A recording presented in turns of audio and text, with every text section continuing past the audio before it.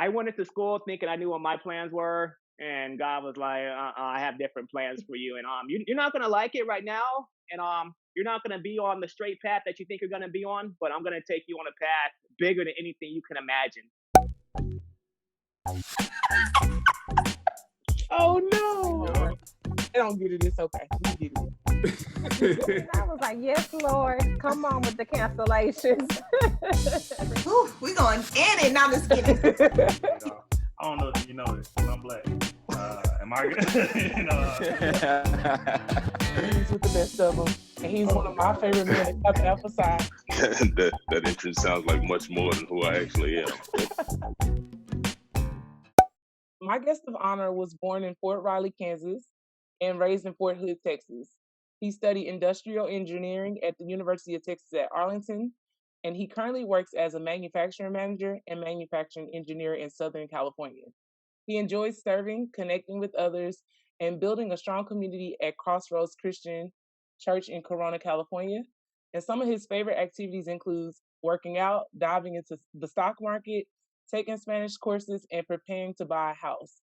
He's currently a leader on the Next Steps team, and he's working to get more involved in the college and young adults ministry through a mentorship role. He loves his friends and family, and he's always working to be more loving and a better man of God every day. Today, my guest of honor is Emanuel Williams, better known as E-Man. How are Hey you? everybody, I'm good. How are you? I'm good, good. How has quarantine been going for you? Quarantine. Oh my goodness. So when it first started, uh, it was the craziest thing in the world to me because like I live by myself, and a lot of people out here in California, they either live with friends or their family or their spouse. So it's just me. So when everything was on lockdown, I had to get used to just being alone pretty much. Yeah, So with that being said, I had to get real creative on how to still maintain community and keep my mind going so it wouldn't go into crazy places. But yeah. once I got adjusted to that, quarantine's been actually pretty great. Getting to learn a lot about yourself and like, Exactly. have you found a new talent yet? Let's see, new talents. No, no, that's something I still got to work on. But I started getting like new hobbies. I remember last year I ran like over 120 something quarantine miles. So Wow. yeah, I got back into running before. I never used to run that much in my life, and then started with the whole stock market thing, so I could start building wealth and investments and everything. Yes, like what would you say is your biggest takeaway from last year, from 2020? So my biggest takeaway from last year is that community is so important. What I learned the most, well, I've already learned this lesson, but last year just confirmed it. We weren't made to be alone, and we weren't designed to be alone. And like God places people in your life so that you can have community with and like really grow with them and people that'll hold you accountable. So what I learned is that wow, you really need people, even if you think you don't.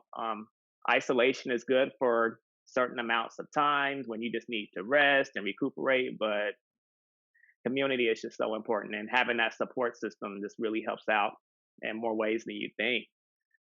It definitely does because I feel like if we're alone, we're able to like, give ourselves excuses or like, push it to the side. But when you have people in your face holding that mirror, like you said you're gonna do this, I need Right. it definitely changes the Exactly. game. It definitely changes the game. Exactly.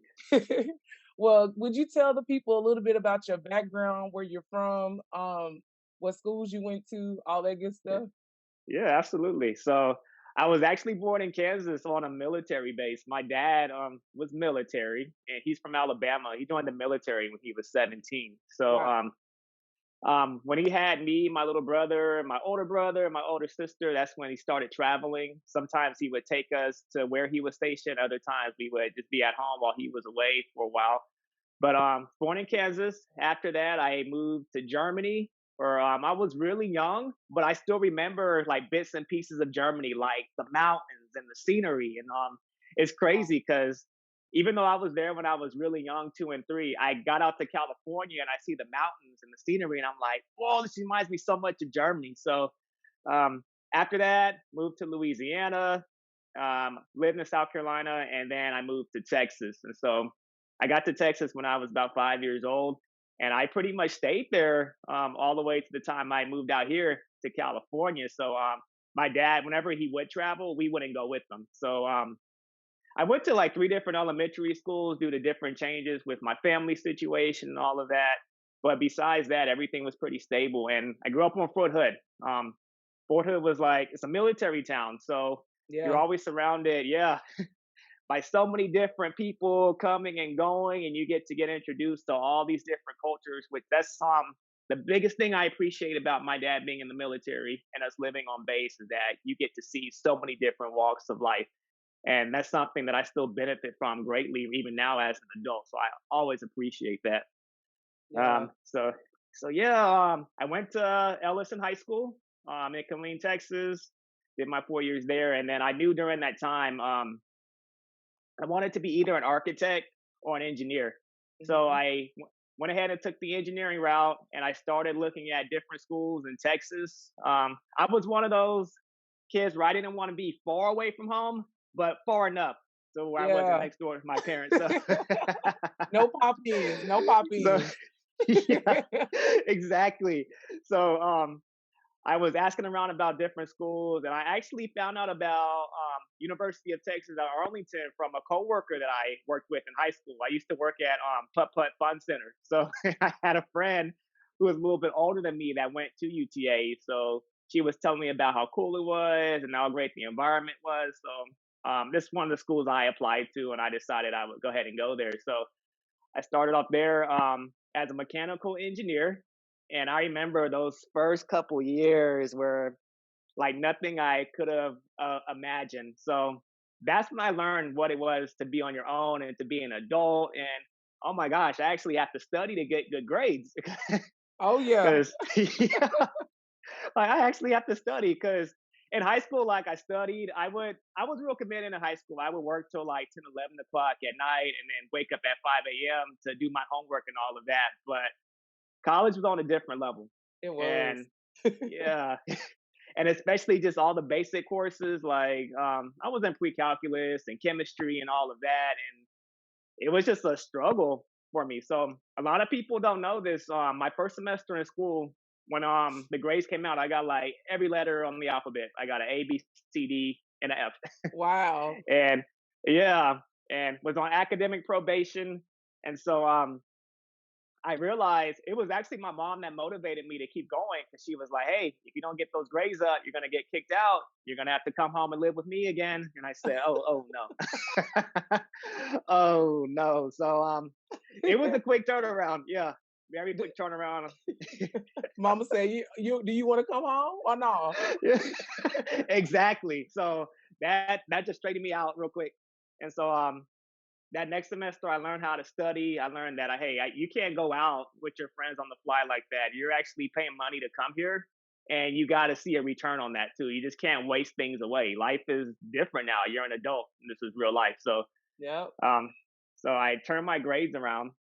But as I got further and further in to mechanical engineering, I realized that this isn't something that I really enjoy, and I'm one of those guys where if I start something, I'm gonna do everything I can to finish it because I don't like to quit. Because quitting just makes me feel guilty and like I failed. And sometimes it's okay to fail. That just is one of those natural things that happen in life. But I really fought it out, and I got to a point where it was like I'm only doing this for the money, and I don't enjoy this. I'm miserable in class. That means I'm gonna be miserable for the rest of my life, stay stuck in a career that I don't like. So Yeah. I had to make that tough decision. I had to talk to my academic advisor and all of that to get out of mechanical engineering. And this was on year 4 of school when I Mm. made that decision. So Yeah. it was, yeah, so it was already a 5 year program, and I was on year 4, but I was so miserable, I just had to take a leap. And that's when I switched to industrial and manufacturing engineering, which set me back another 3 years. So I turned what should have been a 5 year engineering program into a 7 year program. And this was just for my bachelor's. So you can only imagine by the time I got my bachelor's, I was schooled out. Yeah. So, Yeah. but it was one of the best decisions I could have ever made because once I made that switch, I was making really good grades. I was enjoying the classwork, and I made a really really cool group of friends that I could like study with and hang out with outside of class. So it was a blessing in disguise because when I knew I had to change majors, it was just a very very low point in my life. Like I'm so tired of school and I got to add on 3 more years, but it was the biggest blessing that could have happened to me because even now I made so many lifelong friends going on 10, 11 years that I go to their weddings, we hang out, we keep in touch just from making that switch. And I was also able to find better job opportunities and move up the ladder a lot quicker because of the different career path that I took.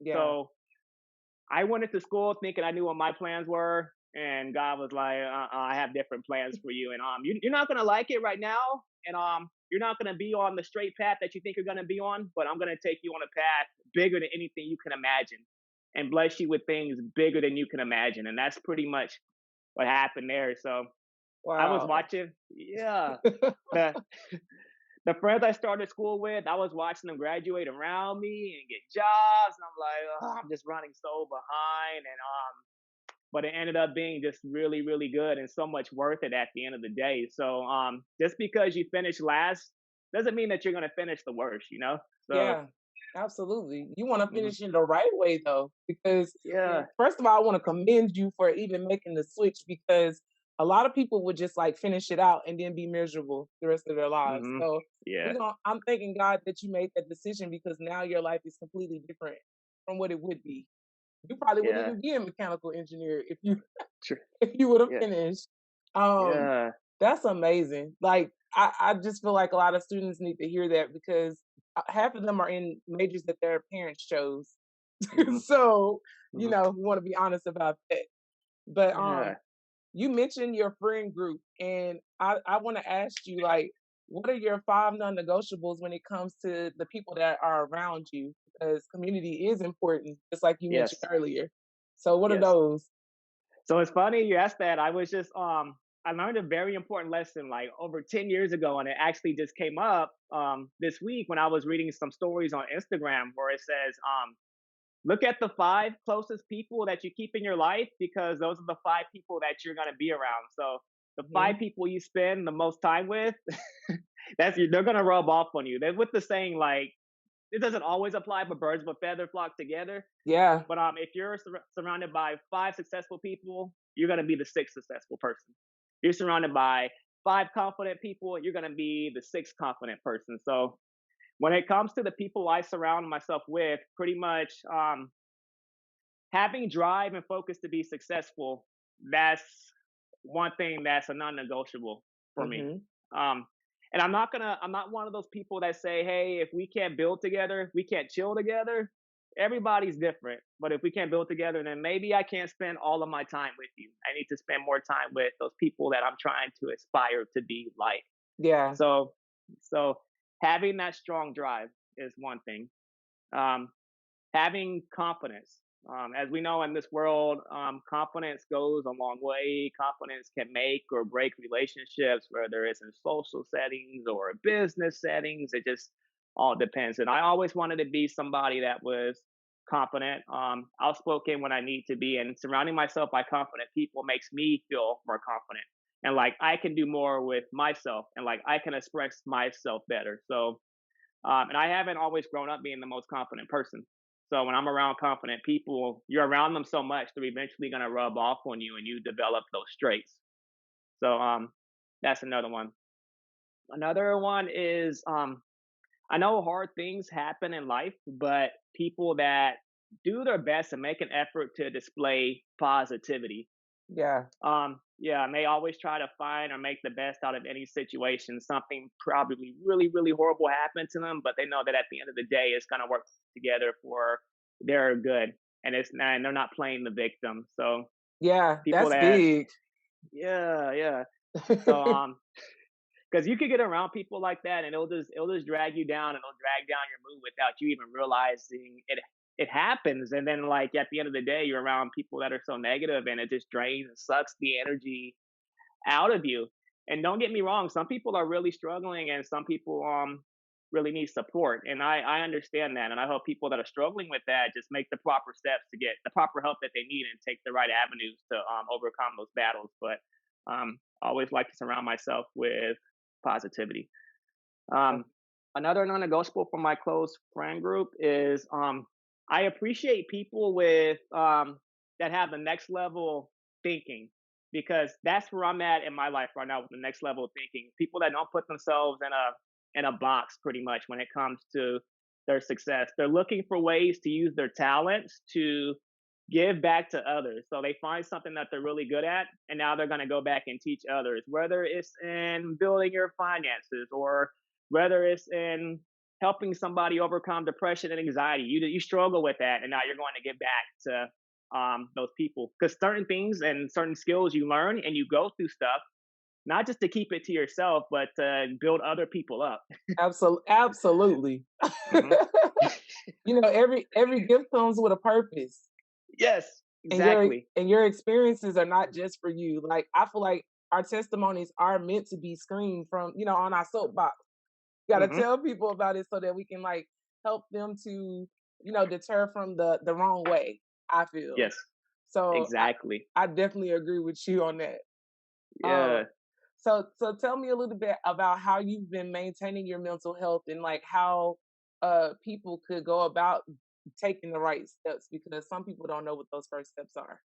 Yeah, absolutely. So there's some people that don't know this, but those who know me well, they know I really struggle with mental health issues in college. And it was crazy because I was always stressed and I was an engineering major. And so that just made things even worse. So I suffered, I think it was 2010, I was first diagnosed with generalized anxiety disorder and clinical depression. And with the depression, there wasn't really that I could do to cure it. It was just my brain wasn't feeling good, and I couldn't control it no matter what I did. And early on, I learned that hey, I don't want to feel this way anymore. And I used to see how happy my and confident the friends around me were, because that's one thing, I like to surround myself with happy and confident people. Yeah. And I didn't want to feel left out anymore. I wanted to live the good life that I perceive them to be living as well. And everybody has their issues. Everybody just doesn't show it, or they didn't show it like I did. I was so transparent because I couldn't control my feelings and emotions at the time. So Yeah. one thing I did early on, I seeked counseling immediately.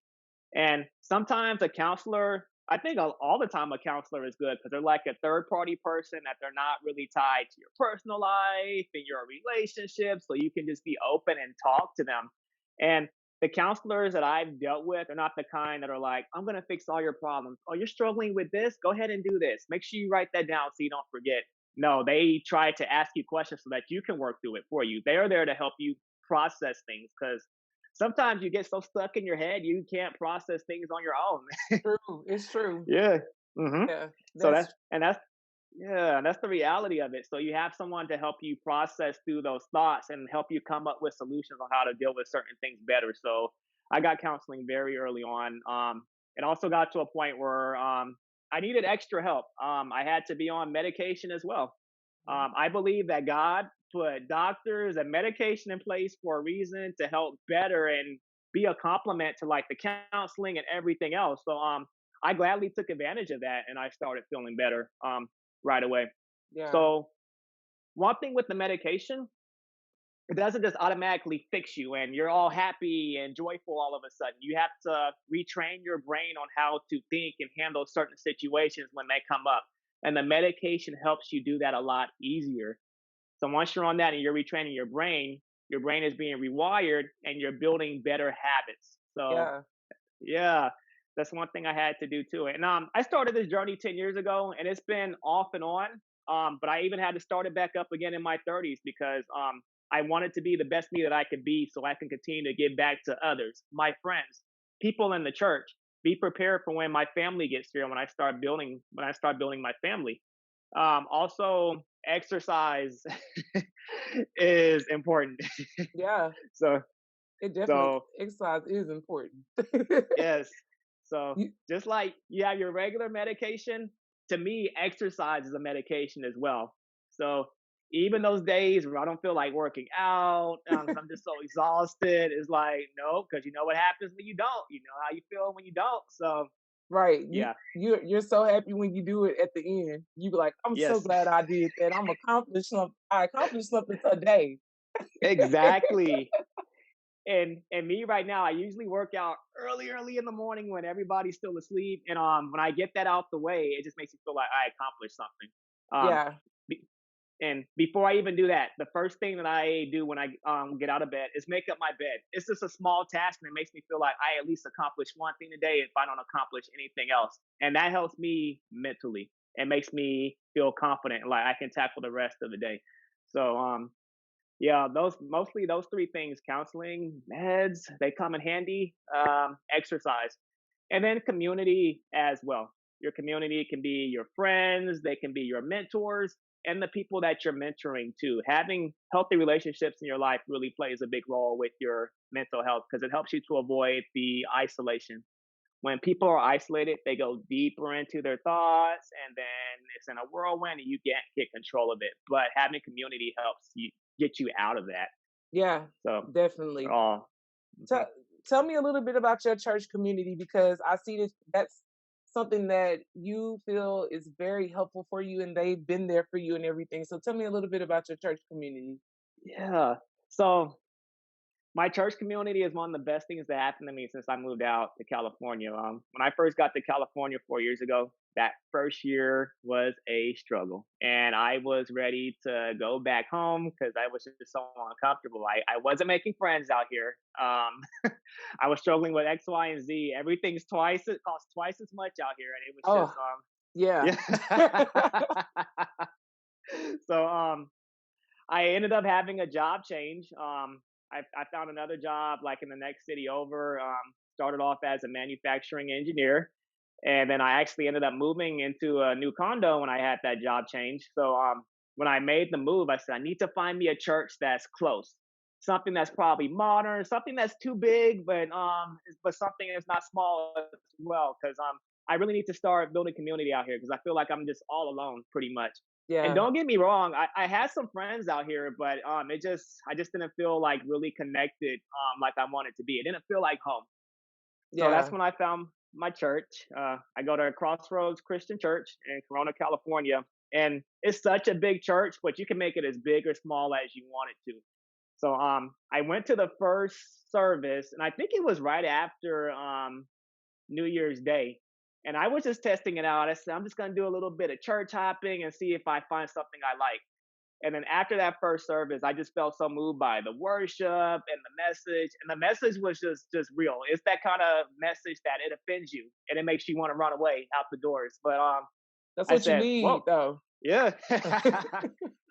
I said, whoa, I really need this. And so I said, this is going to be the church. And this is where I'm going to stay. And this is where I'm going to come every week. So that was the first step. I was ready to take my next step, which was to get involved.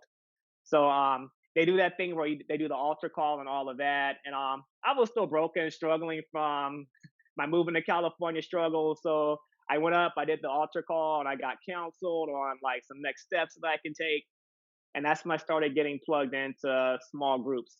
So I started joining different what we call life groups to build community, and that was the starting point that tipped off everything. Because once I started joining life groups, I started making friends here and there, and finding people my age that I had things in common with, which I couldn't do just sitting at home by myself without a church community. Like no friends are gonna come knocking on my door. Hey man, I heard you were looking for friends. Here we are. It's not like that. So I had to actually get out there, step out of my comfort zone, and start meeting people.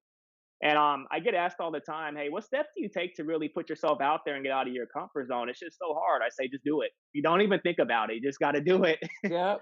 And yeah, and sometimes just by showing up, the rest is gonna fall into place. So I started building community, making friends. I started serving. I started as a front door greeter, and then I started meeting people. People would notice how cheerful I was. Oh, you're smiling all the time. It's so good to see you. And then as they would walk into the church, you would shake their hands or give them a hug, and they would tell you, "This is the only hug that I get all week, and I just really Wow. appreciate it." So, and Yeah. yeah, and I wasn't always excited about serving at first because I was still kind of broken. But I thought I was gonna serve being a blessing to other people, and it actually ended up being a blessing to me. And Yeah. little by little, my community and my friendships just grew, and everything just stemmed off to the point where, hey, I know I didn't like California, but I actually want to stay here now because I feel connected, and me getting to know all of you guys and spend time with you, I'm actually starting to feel planted, and this feels like home. Yeah. And yeah, That's because you were and then it intentional about it, though. exactly, Very intentional. intentionality goes such a long way. It And definitely there's some does. yeah, and there's so many people that aren't intentional because they say, "Oh, I'm just too introverted or I'm too shy." But hey, when you hit that point where you're just so lonely and isolated, you'll start doing anything and everything outside of your comfort zone just to put yourself out there. And that's the steps I had to take as well. Yeah, I think a lot of people don't realize how valuable they are, and like how the world needs them. Like we Yeah, need that light from you, from each person, because it's necessary for us to see others. You know what I'm saying? And we learn exactly. so much from other people's experiences. We learn a lot about ourselves from their experiences. So it's always good to have, people from different backgrounds, different cultures, just a whole plethora of people. You came from the International School of Students, UTA. So, you know, True. that is the So true. International School of Students for That real. is the truth. But yeah, Absolutely. I think that that's amazing. And whenever you serve, it's interesting how you go out to feed other people, but you always end up getting fed. Which the fact that you said that is like I just said that earlier today. Ah, that's amazing. Yeah. That's amazing. That's the whole I feel like that's the reason God wants us to serve. He's just like, look, I gave it to you. It's a cycle. I give it to you, Right. you give it to somebody else, and it comes right back to you. Right. I feel Wow. like everybody is positioned on purpose. You're in this place on purpose for a purpose, and that's just how I feel. Yes, Yeah, it's true. It's very true. It's just based on how much value you put on it exactly. and gift wise as well. So I want to ask you real quick, like, what do you feel like your purpose is? Do you know what your purpose is? So my main purpose, I always think about the biggest struggle that I had in my life, which was anxiety and depression. And now Hmm. being able to get to a point where I can manage this and be healthy and still do everyday life, I feel like I have to give back. The struggle was so bad, and I say to God all the time, God, I know I couldn't have went through all the struggle for just no reason, because it not only affected me, it affected my family, it affected my friends, them having to see what I was going through, me putting Hmm. them through stuff. I don't want all that just to be for nothing. I don't want it all to be a waste. And Yeah. if I can do everything I can to prevent anybody else from going through those same struggles and challenges, because I did a lot of damage with to my family and my friendships, and luckily, the ones that were meant to stay, like they stayed. But if I can help make that easier on people going through that same situation, I want to go.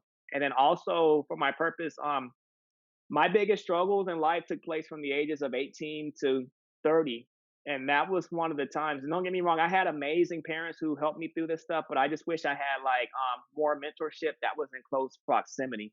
Yeah. So yeah, and I feel like my purpose is to get back to that age group where you're going through the ages of 18 and 30 and you're trying to find yourself. You're trying to navigate through friendships and relationships and starting your career and then making that transition into starting a family. And I just want to be that person that's there to help walk others through that process.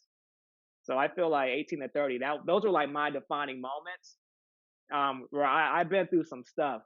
Yeah. And I want to help other people get through that same stuff. Yeah, just with my experiences, because telling your story is important and it helps people to relate, and Hmm. people want to relate. So yeah, Yeah. so I think Y- anything. your pain births your purpose for sure. Exactly, It definitely exactly. does. And these kids need us like That's in so such true. a major way because if their parents aren't teaching them or if they don't have a mentor, the world is going to teach them. And that we Hmm. don't want Yeah, because it's exactly. ever changing. It's like like it's ever changing. So I am so Yeah, excited. I can't wait to see what you do with thank your you. mentorship and like how you serve your service Yeah. component. It's gonna be great. Thank you so much. Thank you. Thank you. I'm looking forward to it as well. Yeah. So, will you tell me a little bit about your career? Like, what do you do exactly, and like what all that entails? All right. So I have double roles right now. Um, my last job I started in 2017, so I just hit my 3 year anniversary a couple months ago. So I started off as a manufacturing engineer. So I was doing a lot of cost savings projects, continuous improvement. So fixing things up around the factory, improving processes around the factory, making sure the paperwork flow is working well and seeing what can be done better. Process improvement and cost savings there. So when I was there for after about a year, we had some changes in the company and some people left. The manufacturing manager actually left and went to another job. And just because the way the business was doing at that time, they didn't want to bring on new people and they wanted to cut costs. So I got put into a second role as a manufacturing manager and I took on I took on 50 employees. I was managing like two originally. And 2 to 50. Wow. yeah. And like, hey, I'm like, whoa, I just came here to be an engineer. And now, now this, so yeah, I took on the manufacturing manager role, managing two shifts because we were running 24 hours a day, 12 hours per shift. So that was just a drastic change on me. And I say, you know what, this is a good opportunity. So I'm just gonna learn and stick it out and get more management experience. And I never really had a chance to get. And this can help me in more ways than I think. So Yeah. now I'm still doing all my engineering work, continuous improvement, cost savings, but now I'm also tracking labor costs, controlling labor hours, disciplining employees, training employees. Oh, that's the hardest part. Yeah. Yeah. So just managing these people to make sure they're producing quality product and safely, and that we're hitting our production targets. And if the issue is coming up on a production line where we're having a lot of downtime, what's the problem, and what are we going to do to fix it? What tasks do we need to complete, and when can you get this done by? So pretty much managing a factory now and still doing my engineering work. Making sure we get this stuff done. Exactly.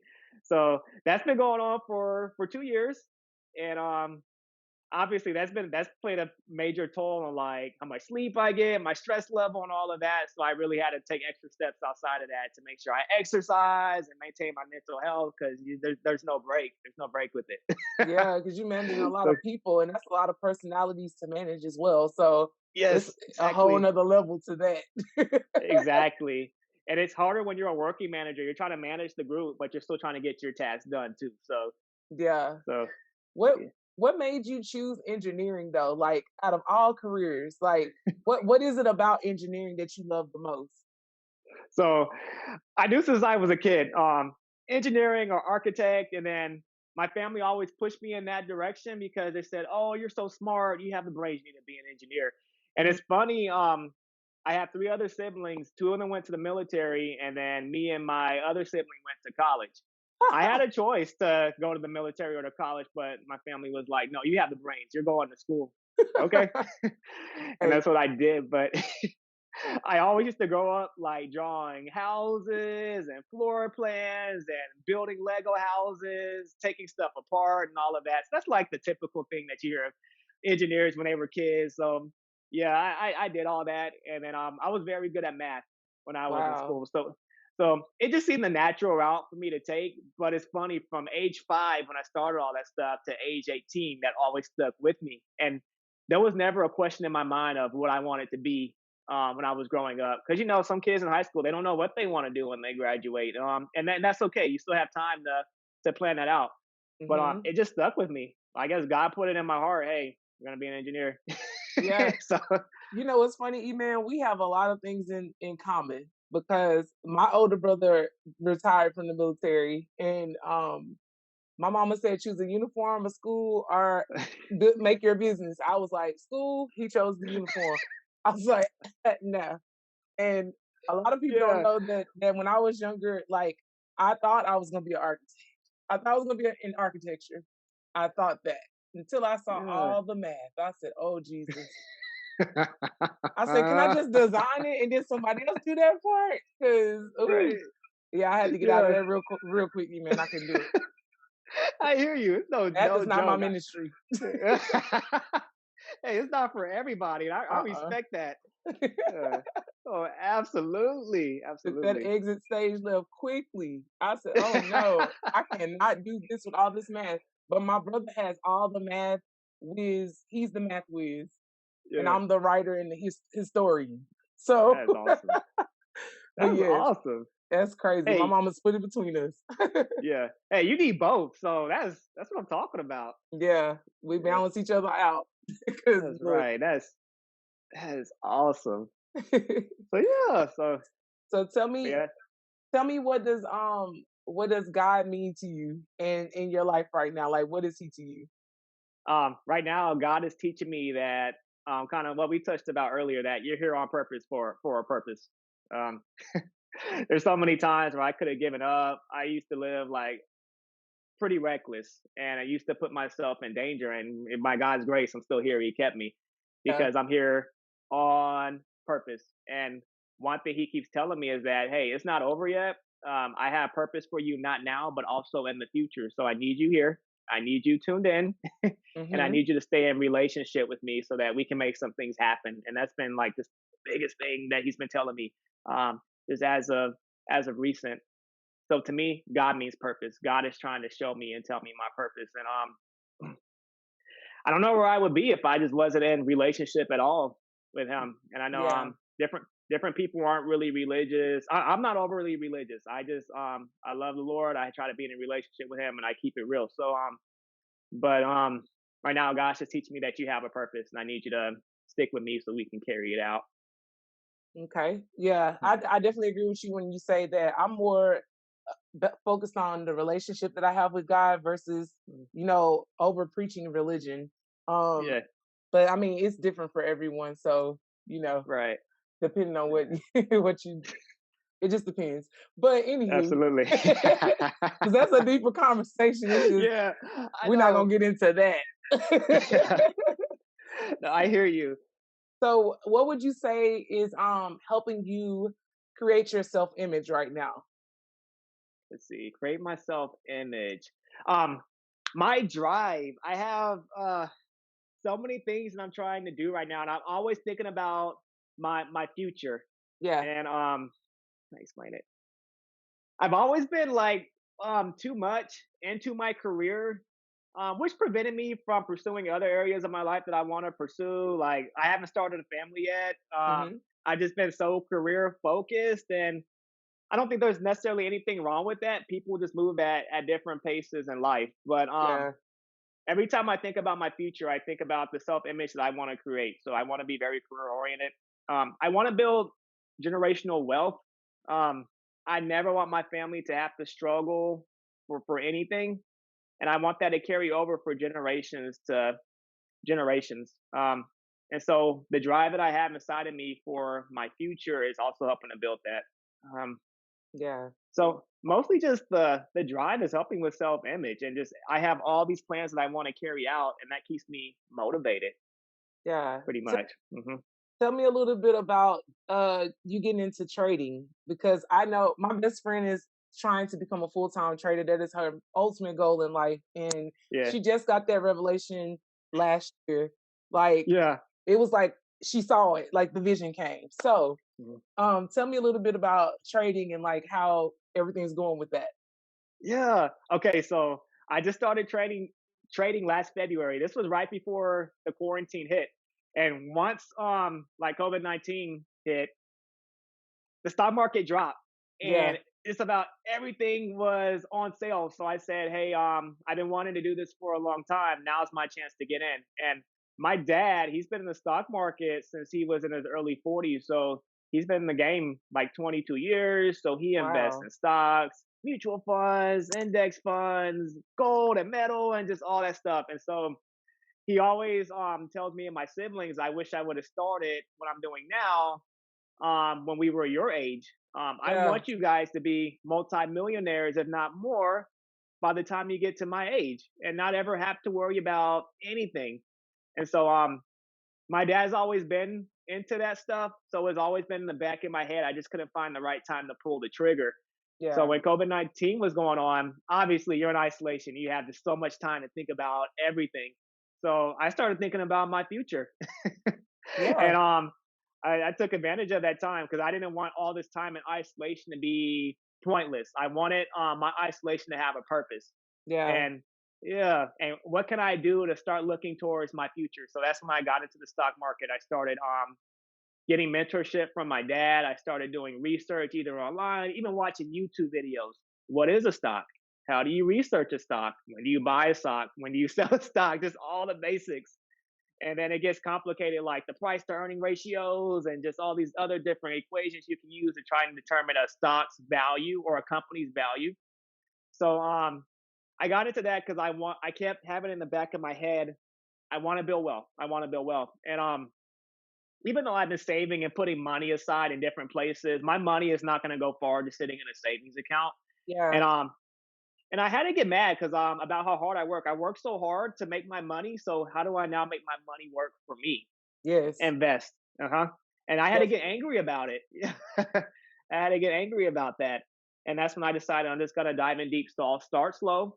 I'm gonna use 2020 to invest some money, make some dumb mistakes, and learn from it so that when 2021 comes around, I'll be in a better position to invest. And I would have already done all my research and learned these lessons already. So and it Yes. was just another journey that I took on to help keep my mind on something during COVID-19, pretty much. So Well, that's a yeah, good I one just to choose.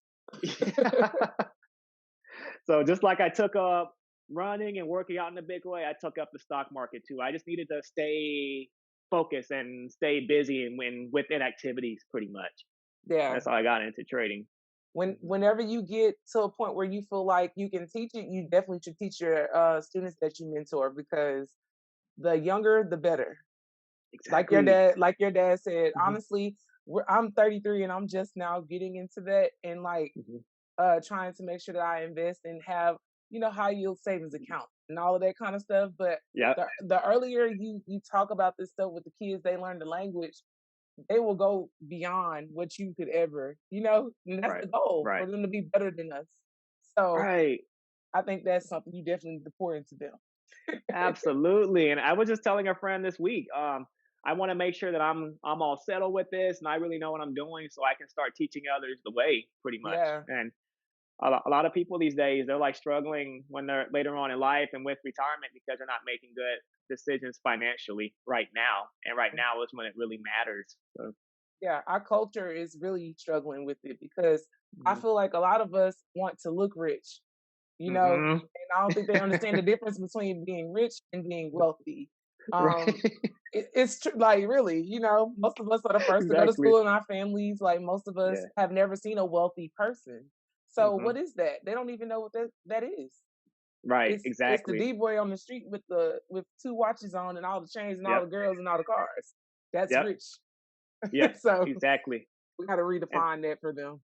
And that's kind of what I was talking about earlier with that next level thinking. That's Yeah. what we really need to incorporate. And that's what the youth needs to work on incorporating more is that next level thinking. So, for example, instead of buying that expensive pair of Nikes that you want to get, why don't you invest in Nike stocks? Nike is a solid company that's doing well, and their stock is always going to grow. So, Hmm.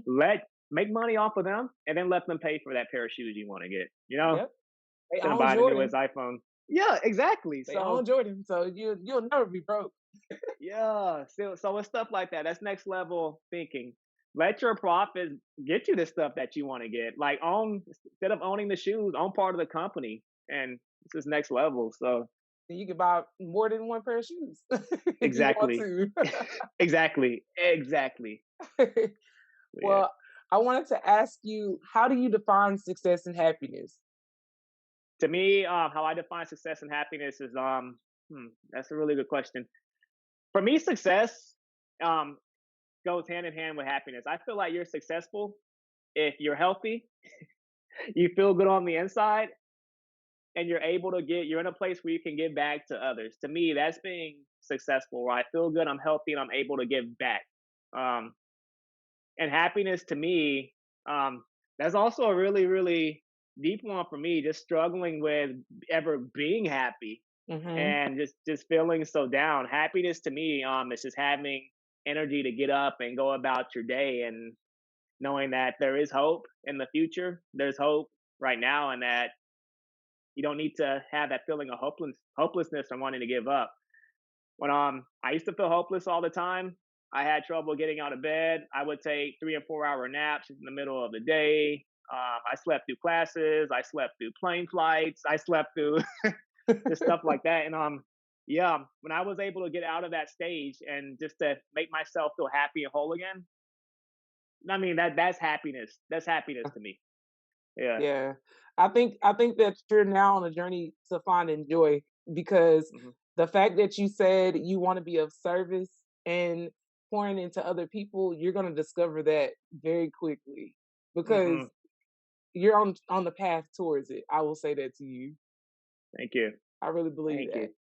Thank Uh, you. Thank you. Do you believe your purpose is a journey or a destination? I believe my purpose is a journey, to be honest. Because when you're carrying out your purpose, you're going to go through so many ups and downs, and you may think that the path is going to be A, B, C, D, E, F, but God may take you from A to Z to Y to X, and that's the journey. It's something that it's a mission. Real talk. So yeah, so even even trying to carry out my purpose right now, and how do I want to go about it, where do I want to start, who do I want to mentor, it's taking work, and it's a path. And Yeah. so, so God is funny because he definitely yeah. will be like, okay, we're gonna put you on this steady path. And then he'd be like, oh, Yeah. turn right, turn left. I was like, can I have a blinker, Jesus? Can you give me a Yeah, blinker? exactly. And the cool thing about God, like even when you get off I guess the path that you think you're supposed to be on, he's like your navigation system. You get off path and he's gonna be like recalculating every single time until you get right back on track. So It's true. I always tell yeah, my students there's nothing you can really do to mess it up. Like you right, might as well go ahead and submit to the vision because you're gonna ultimately get there anyway. right, exactly. Now you So choose I the good think path or the bad path.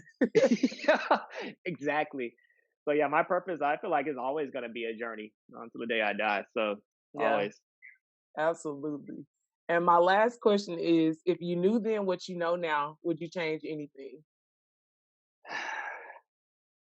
Yes, I know some people be like, "Oh, I don't have any regrets. Everything happened the way it was supposed to happen." And I do. I truly believe that all things work together for your good. I believe that Yeah. even if you mess something up, it's gonna work together for your good. The only thing I wish I would have done more and early on between my 18 and 30s was just trust God and just know that everything is gonna be okay. I feel like my anxiety levels would have went from 100 down to probably a 5 if I just trusted God, knowing that everything was okay. Because every single thing I struggled with, there wasn't one thing I struggled with during that time frame that didn't work out for my good. Yeah. Not one thing. Yeah. So that's the only thing I would have changed. I wasted all this time worrying, and everything's okay. Yeah. Everything's So always gonna be okay with him. Oh, I got a bonus question really quick. When all you right. turn when you turn 30, like did you feel any different? Did you feel like it was like, okay, I'm done with that. Now I can be here in this space present? Because some people hate turning 30. I'm like, I don't know why, but yeah. Yeah, I don't feel a day past 25 right now. I'm 32 years old, so pretty much nothing changed. Uh, I still had the same momentum. Hey, I was more mature. I have learned a lot of very tough lessons, so I was better off after my 30s than I was back then. But I still feel like I have my same youthful energy. I still have the same drive, and I'm ready to just keep on going and tackling the world. So, but no, yeah. I didn't. Good. Well, good. I just want people to hear that because they be Yeah. tripping out turning 30. I'm like, this is the good times. Yeah, this Yeah, is the prime. You have more money. You can do more things, and exactly. We not eating off yeah, that dollar menu no more. We don't gotta do that. yeah, We have a preference. exactly. I have a Yes, preference now and I can afford that's it. that's right. Oh, 30 is your prime years. So They yeah, are, and they're very valuable. They are very valuable years. So don't yeah. feel bad about not starting a family yet. I get that conversation all the time. So you will Hmm. start it when it's time. But Yes, yeah, they always ask me when you getting married when it's time. yeah. So, So but so you guys don't listen to the lies. Everybody moves at their own pace. When it's your time, it's gonna be time. So it's yeah, not a race. Yeah, you want the marriage, Exactly. not the wedding. You want the marriage, Yeah, the that's wedding. right. That's So right. we're gonna wait. Well, That's what E-Man, I'm I talking about. seriously though, I really do appreciate your time. Thank you so much for coming on. And I'm so proud of you. Like Thank you extremely so much. proud. And Thank you so much for having me. no problem. You be blessed.